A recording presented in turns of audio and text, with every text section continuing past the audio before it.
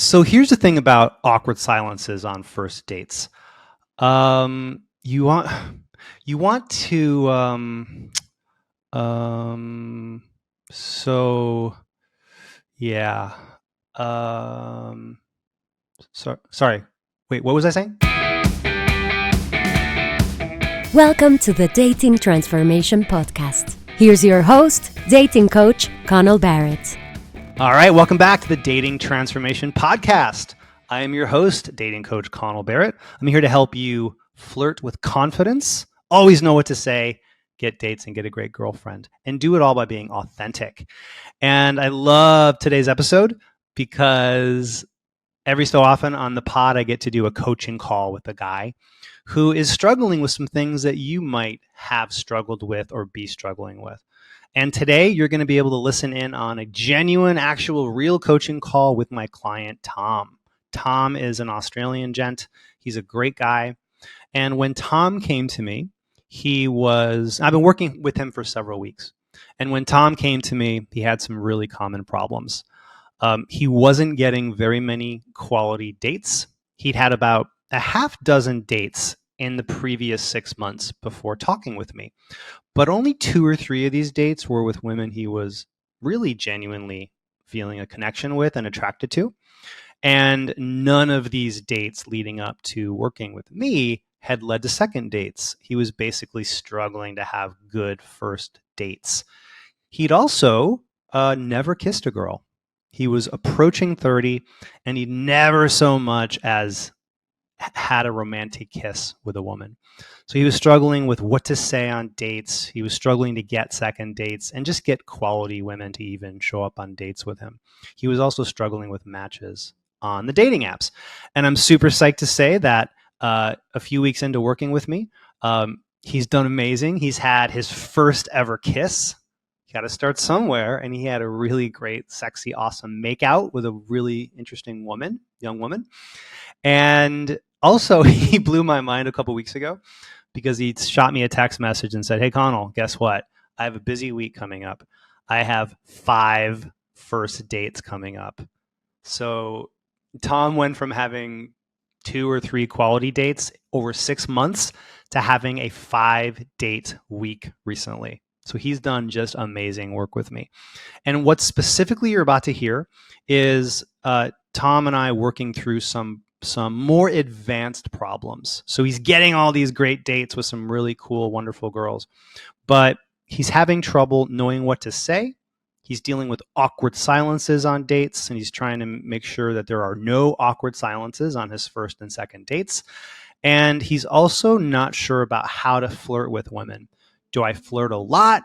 Do I do the fun flirty moves a lot? Do I do a lot of that, which he's learned from me? Or do I pull back on that and be more sincere, more vulnerable?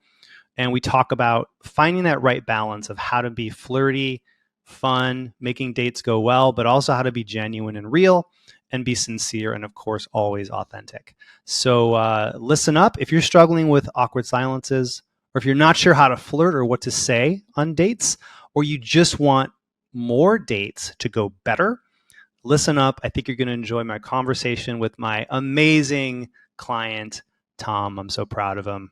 Listen right now and enjoy. I'm gonna read your mind. Ready? I'll bet that you would love to confidently approach women, get great matches on the dating apps, flirt with charm, and attract your dream girlfriend. Right? But fear keeps you from approaching. You're not sure how to flirt. You struggle on the apps, and desirable women just don't seem into you. Well, I have great news. Dating coach Connell Barrett can help. He's guided thousands of men like you to more confidence and helped them attract their dream girlfriends. So book a free strategy call today to see if Connell's coaching is right for you. On your call, Connell or a team member will give you personalized advice to help you have more confidence, more dates, and more fun. Oh, and you'll be dating women as your best self, a charming gentleman. That's because Connell does not teach creepy pickup artist tricks. He unlocks your most confident self. so you can make authentic romantic connections. Your next steps? Book your free call today at datingtransformation.com/contact and grab a time that works for you. Then you'll be on your way to more confidence, better results, and attracting bright, beautiful women. Oh, so you know, soon Connell will stop taking on new clients, so book a call today while you still can. Go to datingtransformation.com/contact and transform your love life. Bye. Hey, Tom. Good morning. It's bright and early in Australia, isn't it? Hey Connell, how you doing? Good, man. Really good. How are things, Mr. 5 dates in 1 week? Yeah, You must be not too tired. bad. I am pretty tired, I have to say. Self-confessed introvert, and yeah, I'd say it's quite energetically draining. Potentially because I'm still quite new to this, and I'm not really entirely sure of a lot of things. It's very new to me. But yeah, it's all just an experience, and I'm kind of just taking it as it comes. Okay. Great, man. Yeah, Well, let's trying get to learn as into much it. as I can. Let's get into it. What kind of problems are you looking to fix today? How can I help you, man? I wouldn't say they're problems, more just like question marks that I'd like to turn into, I don't know, Okay. exclamation marks. Um, Fire away. but yeah, it's just for example, one of the things that I do happens. Well, I tend to be a better listener more than a talker, unless people ask me really good questions. I'm sorry. What were you saying? I wasn't listening. Sorry. I'm just kidding. Go ahead. Hello? Is this thing on? Tough crowd. So Go ahead, this bro. is exactly what happens on dates sometimes. Is I get thrown a curveball like that. No, I'm kidding. But yeah, there are times when there's awkward silences during dates. I just I don't know what to talk about, or she's run out of things to talk about, and then I'm just there going, okay, I could ask a Yes. question, but I kind of don't want to turn it into too much of a question and answer type of thing either. That's a great So question. I Elaborate. sometimes, yeah. Can you elaborate? Maybe give me a specific example of this happening with a recent date. Yeah, I think again this sort of relates back to what we talked about earlier with me being tired on dates. I think it's just a thing with me not being used to it, but also just having a busy week, or not getting a lot of sleep because I've stayed up late to do work or something like that. But there was one time when I showed up on a date, and it was really rushed. It was just a lot of last minute things that happened, and I showed up on the date, and I was really tired. I didn't feel like I had my usual bubbly energy kind of side of things. Like I didn't feel like could bring that to the table. And so throughout the day, I was kind of just acting as a listener and trying to keep my eyes open, not because she's boring, but because I'm just tired. And she kept asking me questions, which I thought was great. She didn't just give up and just go, "Oh, this guy's not asking me anything." And I was able to answer it. I did try not to, quote unquote, overperform and try to impress her with my answers. So I just tried to remain grounded. But I did feel at some points that, I was, when I ran out of things to say, or, that there would be a little bit of an awkward silence. And during that time, I would feel a little uncomfortable or a little awkward, just feeling like I just had this thing in my head where I feel like I always have to be doing or saying something interesting or correct. Got it. Doing the So right you thing. actually just mentioned the solution to your challenge and the problem within what you just said. Because the reason why people, quote, run out of things to say, guys run out of things to say on dates, is because we make the bar too high for how good the things to say have to be, or we turn it into something that's a performance. And performing is hard to do, but expressing genuine, authentic thoughts, feelings, or asking genuine questions, you can never run out of that. So let me ask you a question. Have you run out of things to say in the last week with any of your good friends or people in your family? Have you ever just been talking to your mom and all of a sudden you're like, oh gosh, I don't know what to say to mom. I just ran out of things to say. Does that ever happen to you, or does it only happen on dates? Honestly, yeah, it does. In general. Oh, really? You run Uh, out of things to say with your friends? yeah, it could just Okay. be a general underlying social anxiety thing, Okay. potentially. Fair enough. But it also depends, I think, whether you've got me talking about something I'm passionate about or not as well. Okay. So maybe I'm a bit too nerdy, but if you ask me anything about personality tests or about business, I can probably keep talking for hours and hours and hours and hours. Okay. But I Got realize that's not necessarily, panty dropping conversation. So, um, it. By the so way, yeah, Panty Dropping Conversation is the name of my next book. So thank you for giving me the title. Appreciate that. no worries. Amazing. Okay. Co-authored? No, I shouldn't say. Cool. So you could potentially talk for hours and hours if it's the right topic or if it's something you're passionate about. Yeah? Mm. Okay.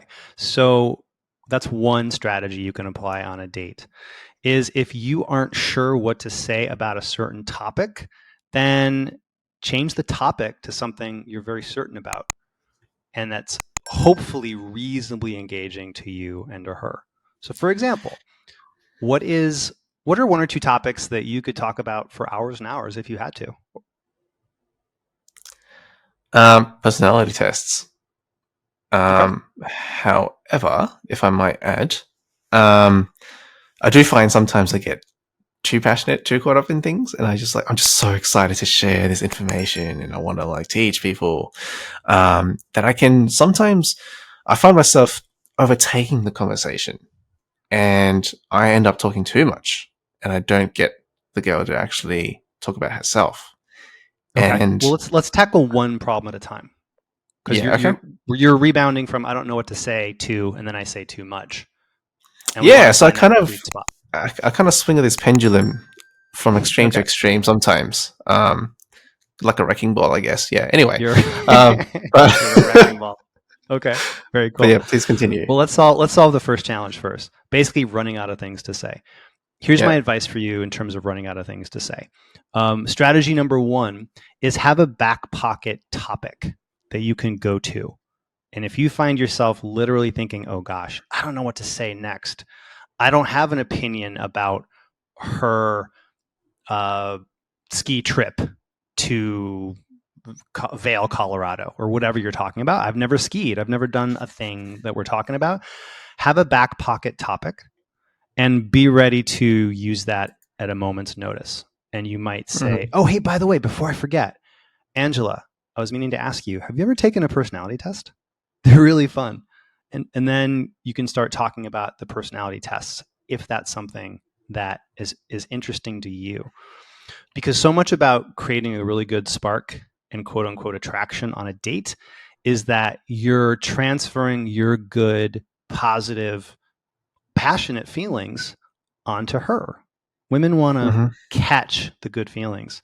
So I'd love for you to talk about something you're passionate about because if you're passionate about it, you're going to be into it, excited about it, and that can rub off on her.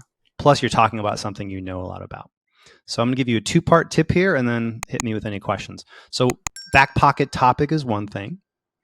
The second back pocket move to have I'm talking about going into a date is a back pocket question. Something that you tell yourself, okay, I'm going to ask her this question if at any point tonight I get in my head about what to say.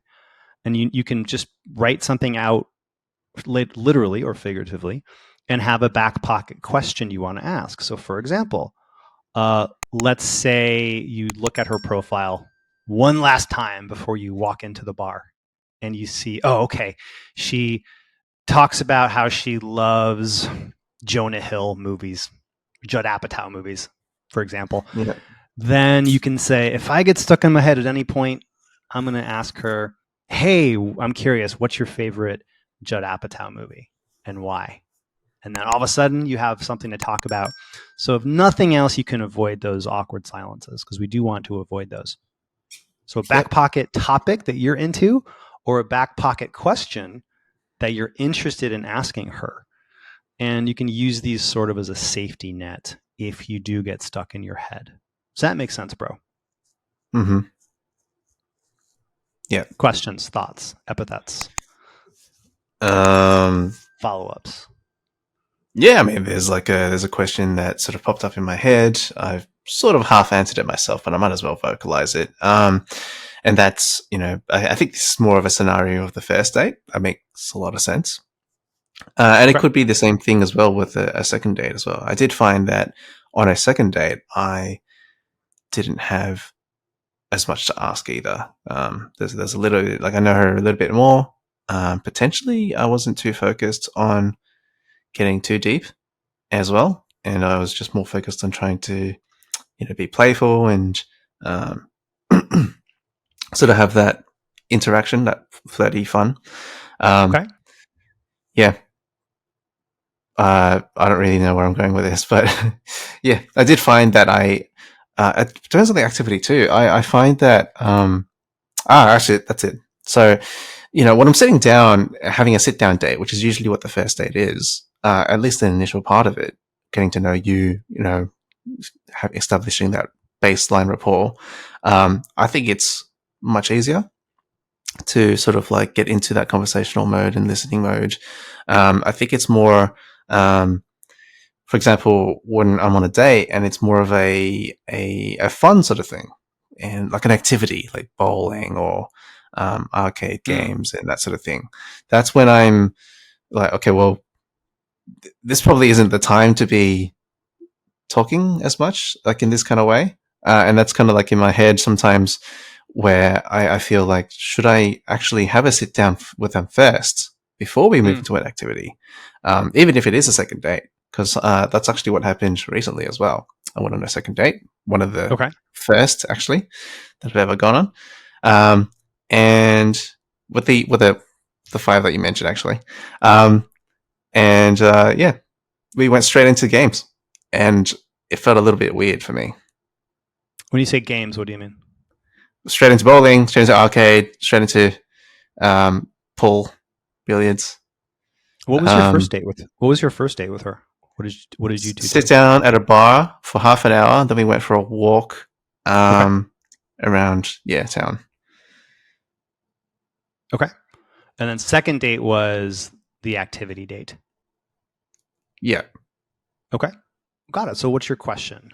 Is it, why did it feel weird, awkward? Why? No, like basically, like conversation wise, it wasn't the same sort of like connective type, getting to know you type feel. I'm pretty new to this, so it feels weird to me. A lot of things feel foreign to me, especially the activity date.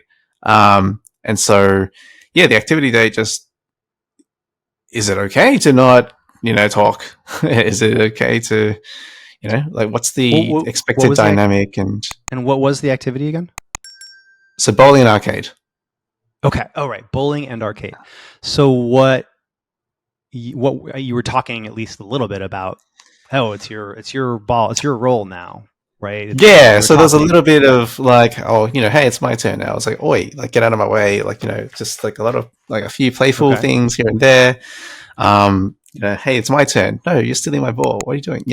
This kind of thing, which was fun. Like, admittedly, I just felt like, should I have included or tried to include a little bit of that, face-to-face talking interaction. So it was basically it was a two-part date. It was bowling and then arcade, and then that was it? The end of the date? Maybe like 4 parts, actually. So bowling, arcade, billiards, is that what you guys call it? Okay, yeah. Yeah. And then we went to get some fried chicken and ice cream. Okay. And then during the fried chicken and ice cream, wow, a 4-part date.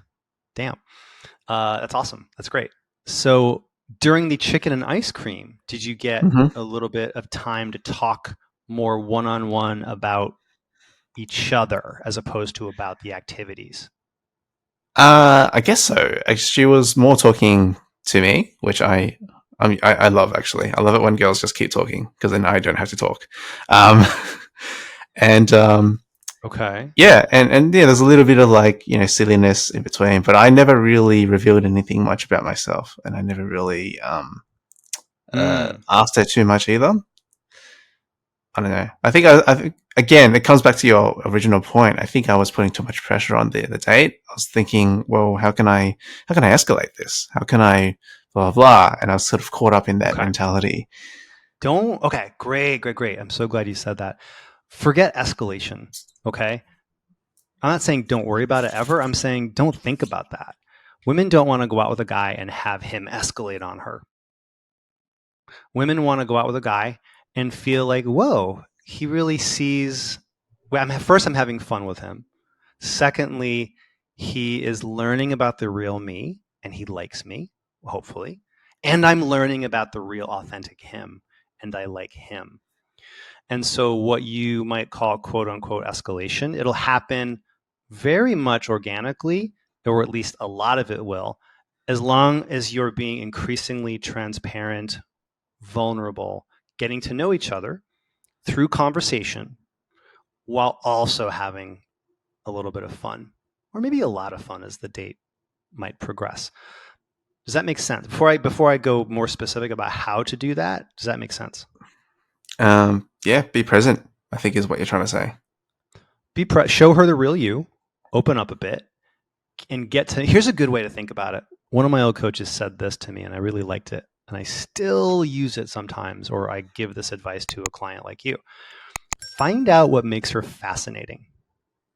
So this bowling girl date, bowling, billiard, arcade, and all the other things you did on this 27-hour date, I assume. What did you find out about her that is fascinating or interesting to you, if anything?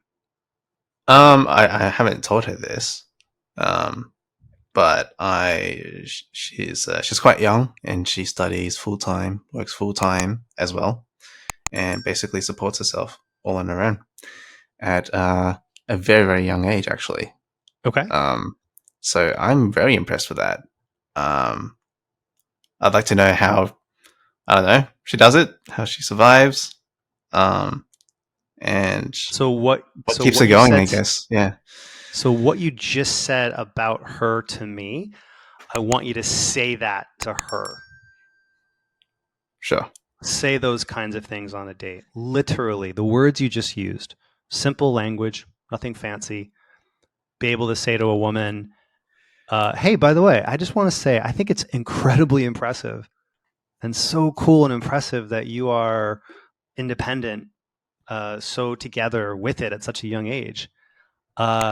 Yeah, I'm not easily impressed, but damn, that's really cool. Tell me, how did you get that way?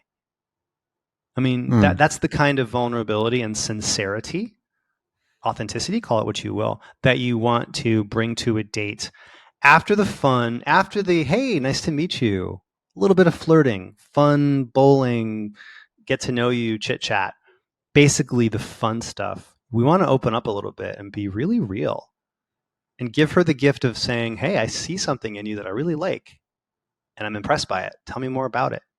And then at the same time, she's also looking for you.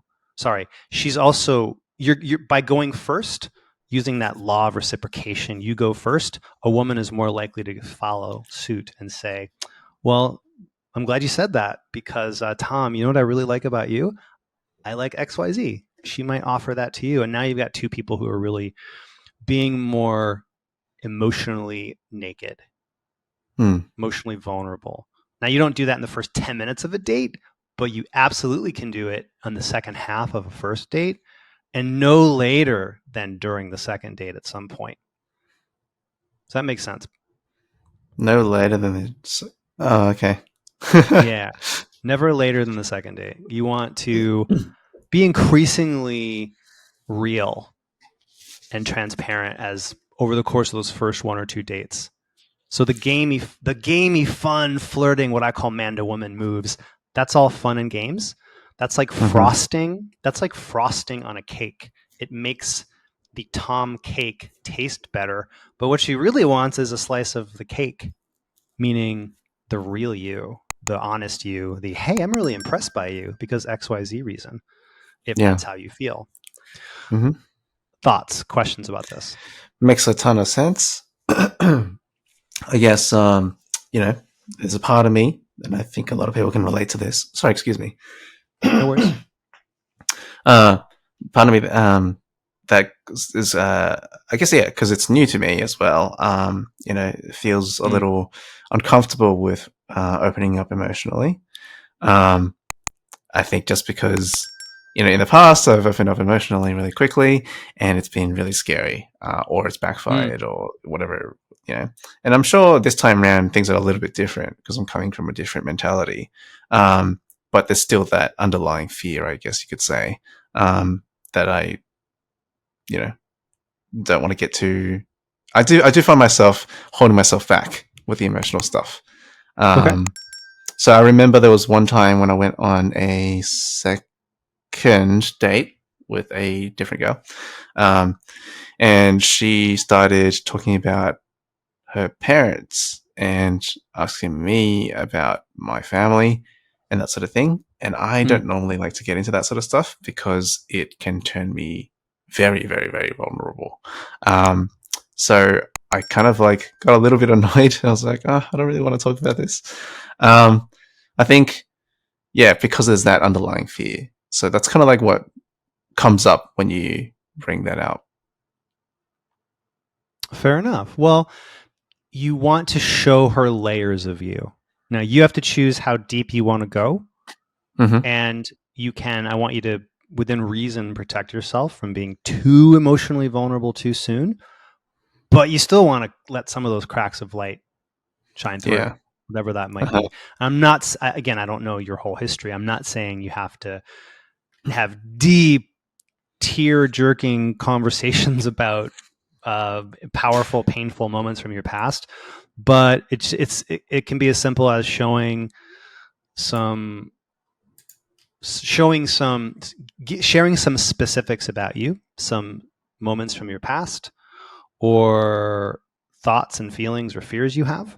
Like, for example, I have a girlfriend now. My partner Jess is my partner.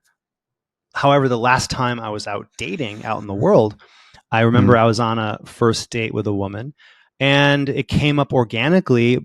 But all of a sudden, 45 minutes, an hour into the date, I found myself talking about my 9-week failed marriage from a million years ago, and how during my honeymoon period, during these 9 weeks, that the woman I'd married, she essentially was cheating on me with a guy who had a cool mustache and a cool motorcycle.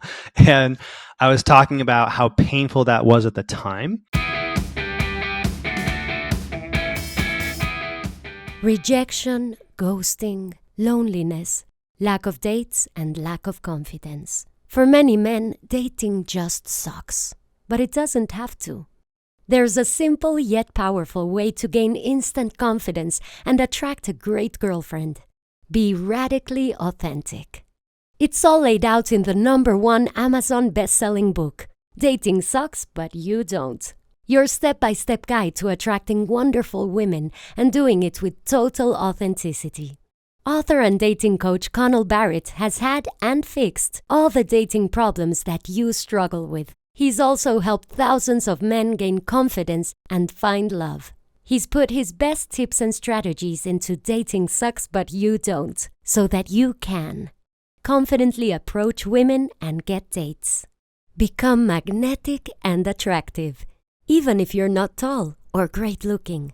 Always know what to say to make sparks fly. Get lots of great matches and dates on the dating apps, and attract your dream woman. You can find Dating Sucks But You Don't on Amazon, or wherever books are sold, in paperback, Kindle, and audiobook. Get Dating Sucks But You Don't today to transform your confidence and find your dream girl. But through the lens of, I learned some valuable lessons. I learned how important it is to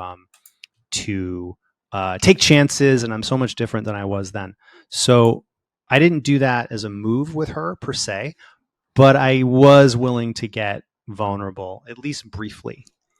I'm not saying you have to get that vulnerable, but you do want to, even if it's uncomfortable, you want to have the courage, maybe is the right word, to be able to Mhm. say, okay, I'm going to show her a little bit more of myself, because that's basically who she's deciding on dating. If she can't see the real you, then why would she want to date the real you? You're just a guy That's she's true. playing pool with. So the fun and games part of it, the frosting, very important. We want to give a great top layer of frosting, but let that cake, let her taste that cake, the cake of Tom, the cake that is Tom. The cake of Tom. I like it. Yeah. Before I forget, I want to give you a tip that you can put to use immediately on. This is great to do on first dates. A great thing to do on a first date is look for a moment during the date, before it's over, obviously. Look for something that you specifically really like and appreciate about her, or something you find attractive. It can be something you find sexy. It can be something you just find really a cool attribute that you find interesting or different, and let her know that you see it. So, for example, on my first date with my now girlfriend, Jessamine, I remember we were on the rooftop of my apartment building.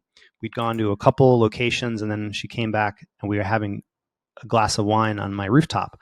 And I was just so blown away by her wit. She's very witty, quick-witted. And I was just pleasantly surprised by that. And I said to her, pretty much verbatim quote, I said, hey, I just wanted you to know that you are the wittiest, funniest girl I think maybe I've ever had a date with. I knew you were cute and pretty, I said to her, from your profile, but man, you are quick-witted. I'm just trying to keep up with you, and I'm not easily impressed. And I just put it out there. Very vulnerable, sincere, specific compliment. And she smiled and said, "Oh, well, thank you." But later she told me that basically really melted her, which was my hope. But in part, it wasn't just the move. It was really, I just wanted to express my genuine, true feelings. But also I wanted that to land if that resonated with her. So something you could do going forward, and this is how we stay out of that quote unquote friend zone, or how we create those emotional connections, is having conversations, being really present with a woman, and notice something specifically about her that you find sexy, cool, interesting, different, and then just telling her, putting it out there, and letting her receive it and see how it feels for you and her. And that's a really good way to spark a real genuine emotional connection, or to tell a woman she's really cool and interesting to you and sexy. Might be a little scary, but that's something that I want you to get increasingly comfortable doing. How does that sound? Yeah, for sure. Sounds good. I guess it's eventually she has to know the real me. So I guess just got it in there now. Quick side question related to that, to take on to that, which is, if she asks deeper and I'm not comfortable going deeper, is it okay to say, you know what, let's not talk about that right now? Or will that kill, or like? Yes and no. Let me answer you in hopefully a nuanced way. It depends on what the topic is, and well, can you give me an example from a recent date you've had of topic, sure, or something that you were asked? Okay, well, one of my first dates, she asked, "Are you close with your parents?" I think we can assess from what I've said so far that I'm not. Okay. And so I generally don't like to talk about that. So yeah, to that. Okay, I would beware of shutting her down. Basically, a no comment can create a block to a connection. There's a way you can say that, or there's a way you can deflect without making her feel shut down, but also without, maybe you just don't want to talk about your parents on a first date, which, if that's an issue for you, I totally respect that and honor that. So what you can do is be a little bit of a politician. Politicians have this skill of basically responding to a question, but not actually answering without responding. Yeah, right. Like, you're a very articulate, witty guy, so you might you might say, I think I just melted. You might say, I am so attractive. I attract men. I attract women. I can't help it. No, I really mean that. So you Yeah. don't want her to feel like you're shutting her down, but you also might not be ready to talk about your challenging relationship with your parents, which I totally respect. So what you can do is basically respond, but deflect with a little smile or a little charm or a little topic change. So for example, if a woman asked me that on a first date and I just did not want to talk about it, then I mean, gosh, I'm trying to think of let's like, I'm okay with talking about my failed marriage from my youth, but let's say for whatever reason I didn't want to, right? Let's say I just felt like this is really not the time and place to talk about this. What I would try to do is respond to her and maybe crack a joke. And you have an ample great sense of humor. Maybe crack a joke and respond, but then deflect to a topic or deflect to a related topic, but that doesn't make her feel like you're avoiding it. Well, here's an example. Because I'm a dating coach, the last round of me being single, going out on dates, women love talking about me being a dating coach. However, that's not a really great topic because it's a little bit too meta. It's too talking about dating is not necessarily a fun topic. So what I do is I say, oh yeah, I've got a crazy job. I love it. I'm basically the real life Hitch because dating is just crazy. And like, I'll bet you have some crazy first date horror stories, don't you, Jenny? And what I'm doing is I'm pinging the conversation back to a really good topic, which is first date, crazy weirdo first date horror stories that a woman has from other guys is actually a really good topic for a first date because every woman's got these stories. And then you can talk about, and then she's comparing the awesomeness that is Tom to the weirdo guy who his cocaine dealer showed up on his first date with her and freaked her out, which is a true story from a woman I met. And so basically what I'm doing is I'm trying to redirect a conversation to something that I think is good for the date and also but doesn't make her feel like I shut her down. Right? So back to your question. If a woman said to you, "Oh, hey, are you close to your parents?" Instead of saying I don't want to talk about that, which would make her feel, a little bit almost like conversationally rejected, even though you wouldn't mean it that way. She might feel that way. You want to keep the good vibes going. So what you could say is, "Oh, well, you know what? I have families are crazy. I have a fascinating, complex relationship with my family." And you might then change the topic, keep the topic to family, but then maybe share a detail about family or about her family so that you're not saying no, you're saying, oh man, my parents are crazy. Aren't everybody's parents crazy? Like, what about you? Are you closer to your mom or your dad? And then all of a sudden you're talking about her mom and dad. So it doesn't feel like you shut the conversation down, but you've deflected it away from you talking about your family. Does that make sense? Yeah, and hopefully she gets the hint. Yeah. Right. So you have to be you can be a little bit of a politician. This brings up a larger point that is kind of an advanced dating move, but you're ready now because you're getting multiple dates a week, some weeks. And and I know you and I have texted about this, is I want you or any guy to take responsibility for keeping conversation topics on topics or areas that serve your date. It's kind of like there's a little bit of an editor or a producer who's always kind of monitoring the date and thinking to yourself, is this good for the date or bad for the date? Is this fun or not fun? Is it helpful or not helpful? And so yeah, if the topic is, oh gosh, she's asking me about my parents, I really don't want to go there. Not good for the date because you don't want to go there. So you can then deflect. Or actually you could let me give you a tip. You don't need to literally do this with me right now because I don't want you to reveal your parents' first names, but you could play a fun game with a girl called let's find out whose dad has a better dad name. So, for example, if a woman said, "Hey, Connell, tell me about your parents," let's say I didn't want to talk about it for some reason, I might say, Let's play this "Oh game. man, my parents are one of a kind." Oh, by the way, that reminds me of a fun game. Let's play who's got a dorkier dad name. And I ask her dad's name. My dad's first name is Dennis. Hi, Dad, if you're out there. Dennis, which is kind of a dorky, nerdy name. And then she might reveal her dad's name is, I don't know, Elliot. I'd say, okay, you win. You have the dorkier dad name than me. Damn it. I thought I had you there. So we've kept it on the topic of parents, but instead of heavy duty, maybe emotional stuff you're not ready for, it's a fun little dad name game. Yeah. And that's good.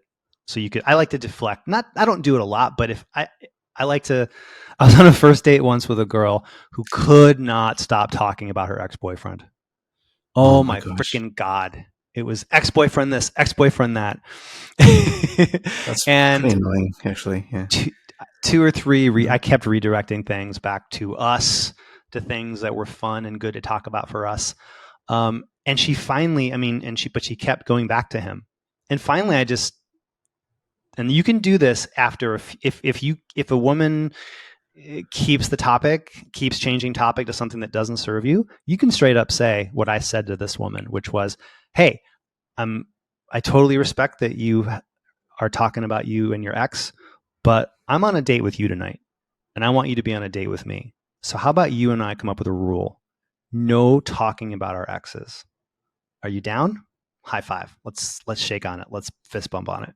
And she got the hint and basically appreciated that I took responsibility for fun, good first date topics. So worst case scenario, if you try to redirect a few times and she keeps pressing on the family thing, you could say, "Well, to be honest, I don't feel super comfortable about talking about that, but I totally get why you asked and it's all good. Maybe for our second date."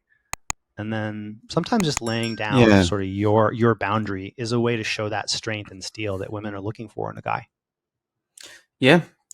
I think there's definitely a bit of courage there as well. I do.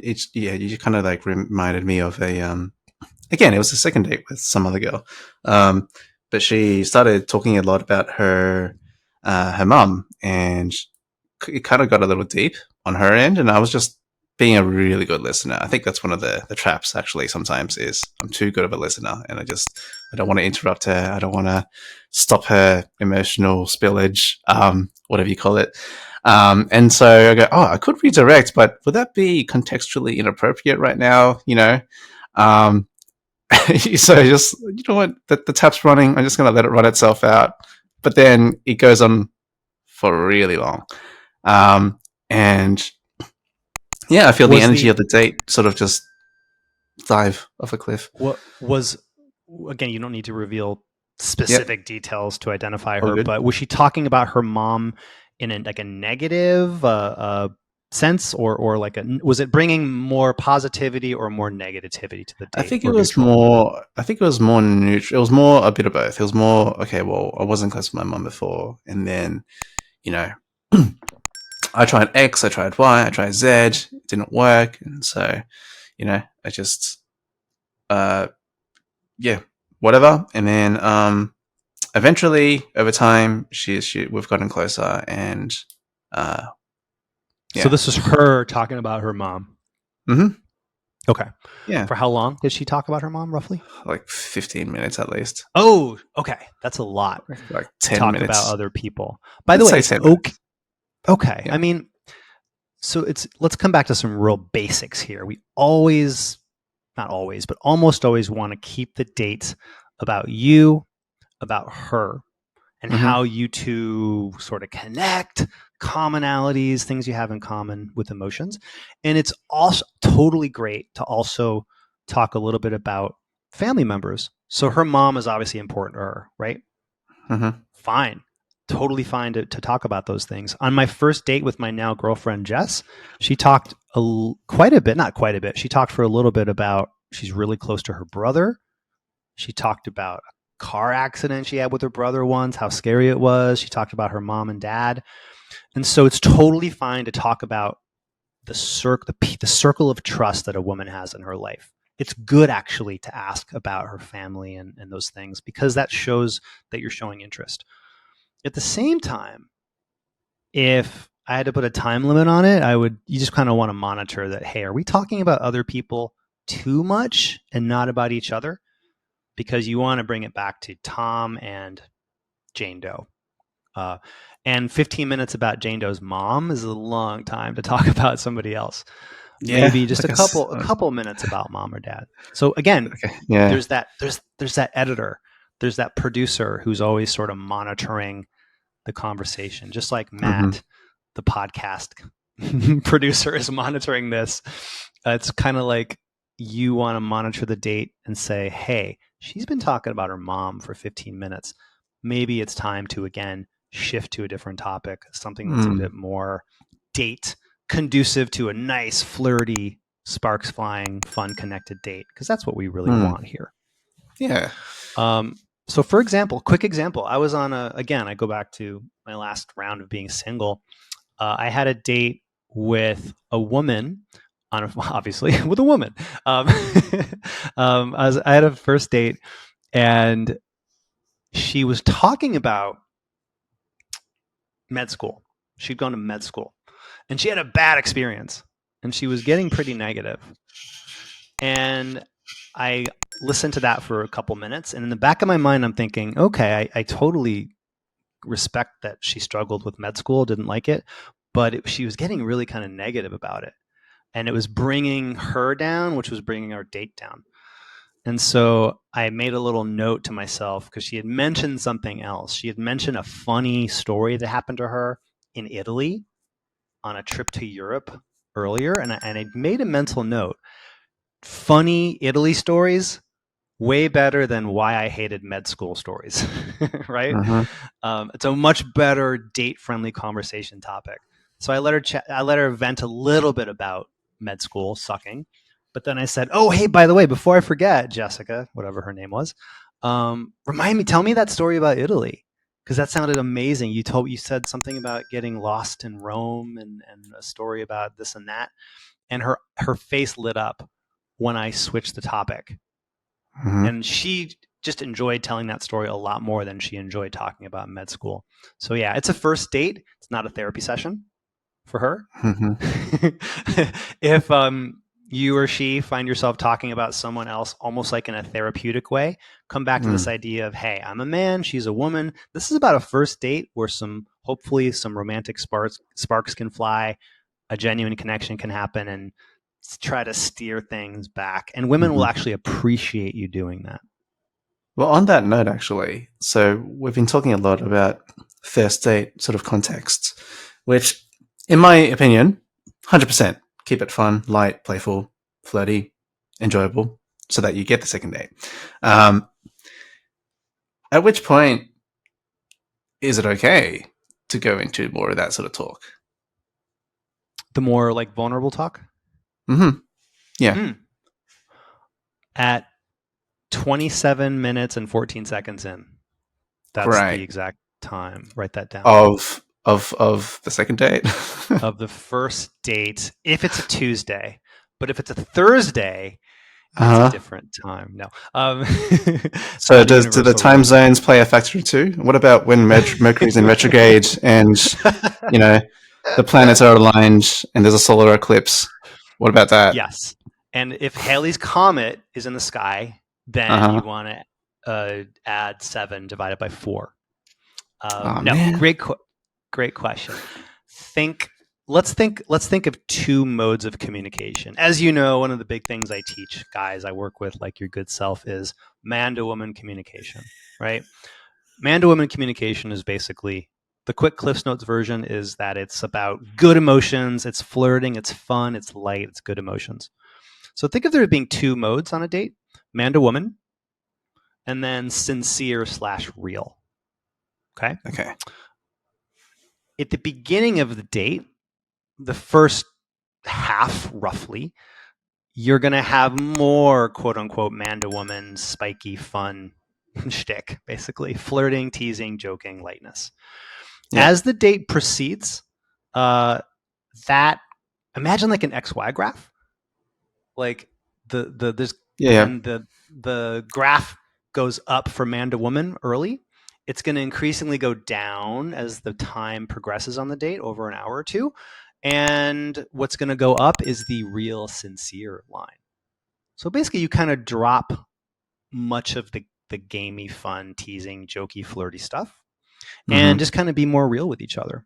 So again, I'll use my first date with my now girlfriend, Jess, as an example. I remember our first date vividly because it went so well and I was so into her. First 20, 30, 40 minutes, we were just cracking a lot of jokes, just teasing, joking. I accused her of being a stalker. She accused me of being a sketchy pickup artist, in a good-natured way. Just a lot of very light, fun stuff. Just silly, light, and some flirting too. As the date went on, that's when she started talking about, oh yeah, my brother and I were in this car accident. It was so scary. I shared with her about my failed marriage, how I became a dating coach, how I used to be so introverted and nerdy and insecure. And then so as the further the date went on, the more real and sincere we got. Now you can always come back to jokes and teasing or whatever your mode of flirting is. But basically think man to woman more early and then more sincere and real as the date goes on, so that you're being relatable. Would you say that's the recipe, for lack of a better word? Would you say that's a recipe for every date, not just the first date, second date as well, third date, fourth date? For every date, Bit of man to woman at the start, and then not necessarily. Because I do find myself feeling that, because it's like, oh, it works on the first date. Surely I should do the same on the second date, or But sometimes I find, second day I was like, oh, I kind of already know a lot about her. Probably don't know about everything yet, but it does feel like, oh, it's becoming normal. And there's a part of me that's like, oh no, it's becoming too normal. You're asking me a great question. No one's ever asked me that before. Yeah, I reserve the right to change my answer here, but my gut says yes to what you said. Early on a date, like you're not, if it's the third date, early, a little bit of lightness, getting some rapport back early, and then increasingly more real as the date goes on. Yeah, I would say that they're very similar on dates 1, 2, and 3. The difference is you're going to have more increasing levels of rapport and comfort with each other because you have gotten to know each other over the course of several get-togethers, and you can essentially then you can get a bit more real and vulnerable, as opposed to if you're 3 feet deep on the first date in terms of realness, you might be 7 or 8 or 10 feet deep on the third date. Because there's always this niggling, sort of like question mark in my back of my head where it's like, oh, are we connecting too much now? Am I going to be becoming too much of a friend? And there's not more of that, man to woman sort of thing, dynamic. I think there's always that question in my head. Great question, because we want to be friendly, but we don't want to be friend zoned, obviously. So I think of it like this. Think of, as long as the romantic, here's that word again, escalation, as long as the two of you are escalating mutually, organically, relatively, but mutually over the course of 1, 2, or 3 dates, don't worry about, oh, am I getting friend zoned? What I mean is, because you always want to be circling the bases, even if it's slowly, the bases being emotional vulnerability, physical escalation, just more and more personal. We always want to be circling the bases.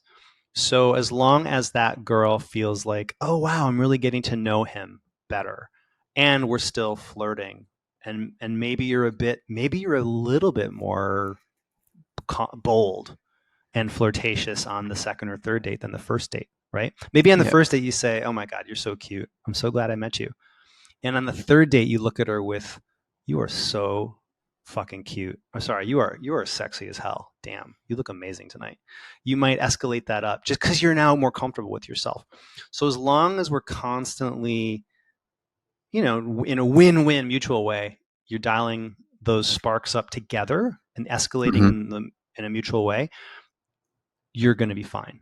You don't have to Okay. worry about getting, quote, friend zoned, as long as So it keeps progressing. Because women like the feeling of, oh, this is moving towards something. This is progressing. We're not staying stuck and having the first date over and over again. Yeah. I feel like, go ahead, you were going to say. No, I think that answers my question. Thank you for diving into that. Sure.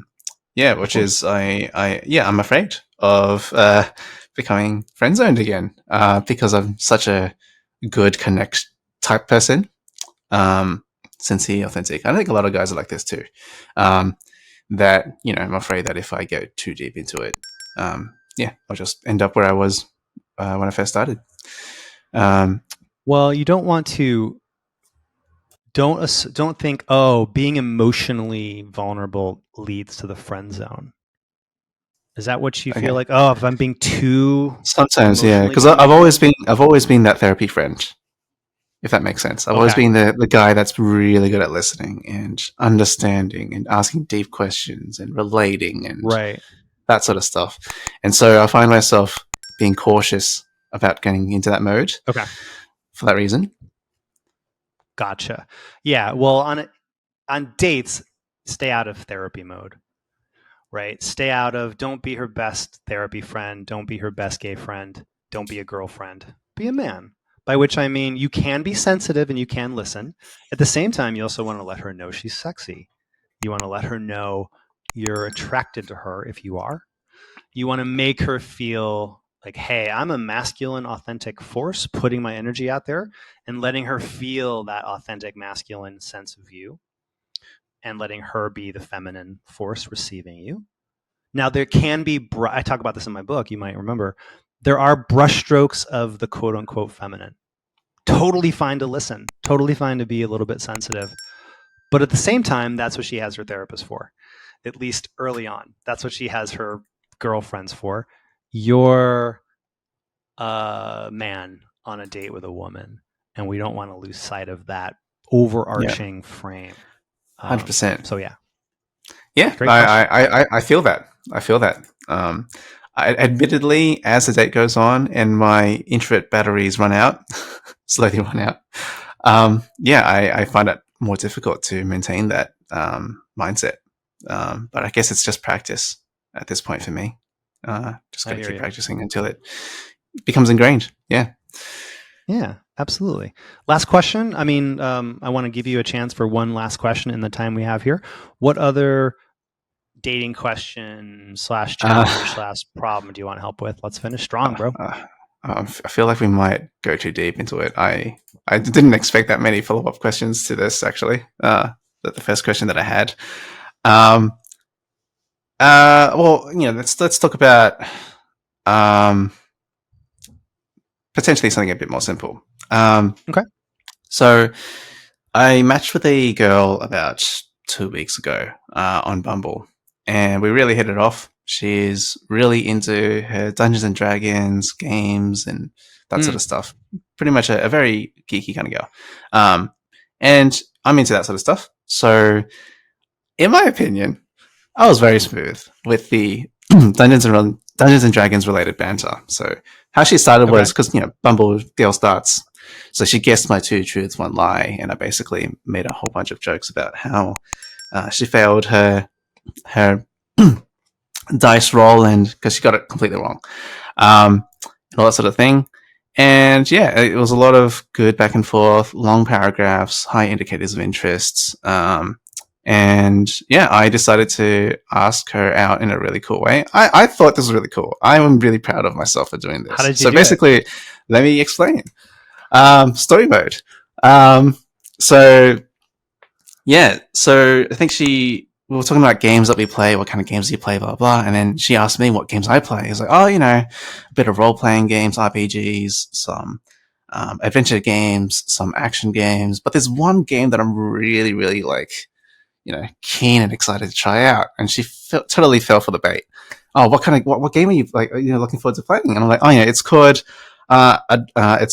Organizing a Date with a Cute Dungeon Master Girl on Bumble. It's a 2-player game, cooperative, and I could really use some help. Are you game? And yeah, I like it. She was And great. She was like, oh, I hear the game's got really good graphics, like realistic. nice. But the story can get a little, crap sometimes. I was like, oh, well, whatever. So then I asked for the number, and she was like, oh, I'm not very comfortable with that. But here's my Instagram or Okay. whatever, which I'm not a huge fan of, but I take what I can get. Got her Instagram, tried to arrange a date, and then she goes, "Oh, I'm really busy actually. Like the next couple of weekends, I'm going on all these conventions because it's convention season." And she's doing cosplay and that sort of stuff, which I think, yeah, Oh, that's really cool. okay. Like she does, like she creates her own costumes and all this sort of stuff. Like she's a dungeon master as well. She has her own podcast related to games and that sort of thing, which I think is really, really cool. So I'm really curious and I'd like to get to know her, but it's just been difficult because she's just unavailable. She's like, hey, you know what? Maybe next week, like on a weeknight or something, I'll get back to you on the weekend. And I misread that as, oh, I can ask her out next week. So I said, how about this day or this day? She goes, oh, no, that's not what I meant. What I meant was I'll get back to you after those days. I was like, Right. okay. So it's a whole week. And then I didn't really check in with her throughout that time. I didn't keep up the engagement. It's just, I don't really go on Instagram, so it's a bit difficult for me to jump on. And sometimes I feel a bit weird if, I'm potentially stalking her a little bit with her stories and trying to ask her questions about that. Because I also didn't want to become a texting buddy. And I didn't want to ask all these questions before the date either. I wanted to connect in person. Okay. So fast forward a week, I ask her again. She goes, nah, like I've got something else coming up. I might need to get back to you on this thing. And she hasn't gotten back to me. Okay. But I do feel like I'm asking a lot of like, hey, are you free yet? Are you free yet? Are you free yet? And I don't like it, basically. Yeah, so it sounds like you're mainly asking for dates. She says, I'll get back to you. Then you ask, then she'll get back to you, right? Yeah. So the conversation's kind of died a bit. And yeah, so I'd like to know, is this something I can revive? Basically. Yeah, so here's your forward texting system that you want to follow in general. I don't know if you want to continue with her because she's not giving you the kind of interest. I'm sorry, she's giving you interest. She's not getting to a decision, right? She's kicking the tires. She's kicking the Tom tires, but she's not saying, let's take Tom for a test ride, right? And to an extent, you want a girl who's like, hell yeah, let's go for a ride. Anyway, but here's the system you want to use, and you're not currently doing this. So let me point this out to you because this will really help. Yeah. Here's the forward texting system. Here's how we text women. Give, give, and then ask, right? You know that. And you did it first, right? You gave it first. In other words, what I mean by give, ask is most of our messages should be giving women good emotions, jokes, funny memes, good questions. Basically, you're making her feel good. In other words, you're not asking for anything right away. And then when you ask for what you want, and hopefully you get a date. But if you don't, if she says, well, I'm really busy, things are crazy for me, then you go back to give. If you're so inclined and so motivated. What you don't do is just go quiet and then ask every once a week. Because then you become that annoying email marketer who's like, so are you ready to invest in making money from home or not? As opposed to somebody who's actually giving you something. So if you, and there's a balance here, I'm not saying you give message, you text a woman forever. But if she basically says, hey, I can't do it right now, crazy, busy, cosplay, whatever, then assuming you're genuinely interested in her, then you go back to within reason giving. 2 or 3 text message over the course of a week, maybe a fun update on your life, a fun teasing, joking question. Hey, Miss Cosplay, let me guess. Right now, you're dressed up as the drag. Which dragon? Which of Khaleesi's dragon are you dressed up as right now? I don't know. You're basically making her laugh and giggle, and then when you ask her out again, you've built up some currency with her, some emotional currency, and she's being reminded of how funny and cool you are and what it would be like to date you. And we just follow, give, ask until you either get a date with her or until you basically say, you know what, she's just not, she's not that into it. Then the whole idea of abundance is plenty of other options for you to move on to. So I'm not saying you do it forever, but you try a couple times. And then it sounds like what you did is after you asked her out, she said, not yet. Then you just only asked, right? Yeah, basically. Yeah. Yeah. So yeah, what you could do, try to reconnect with her, is send her a very fun, light text that's only designed to make her smile, and ideally respond to you in some way to begin a value offering conversation. And then we get some nice, good connection, mutual banter back and forth. Then you can say, so about that date, unless you've already married, I don't know. I don't know enough about cosplay to crack the joke off the top of my head. Me neither, to be honest. Unless you're already engaged to a Gorgon. Oh, amazing. Would you like to finally get our first drink, or are you spoken for by, or are you in a dungeon right now? I don't know. Try one more time, because if you don't try, you have a 0 chance. Yeah, and if you do try, I do want to you have try one more time. I just don't want to come from the angle of asking again. So that's why we give. That's why you give first. Give first, ask second, or basically give a couple times, and then ask for what you want. The mistake most guys make is, oh, hey, want to meet up? Want to date? Want to go out? Where you at? What you doing? Are you free now? Are you free now? Exactly. You don't want to come across that way. Does that make sense, man? Mm-hmm. All right. Yeah. Well, listen. Thank you so much for the chat today, the call today. You've done amazing. You've gone from basically almost dateless or very few prospects from the first time we spoke to 4 or 5 dates a week sometimes, or at least all these different leads and multiple dates. Keep taking action and keep showing women that best higher self, Tom. Thank you for listening to the Dating Transformation Podcast. For lots of free tips, videos, and other goodies, go to datingtransformation.com. See you next time. Produced by Heartcast Media.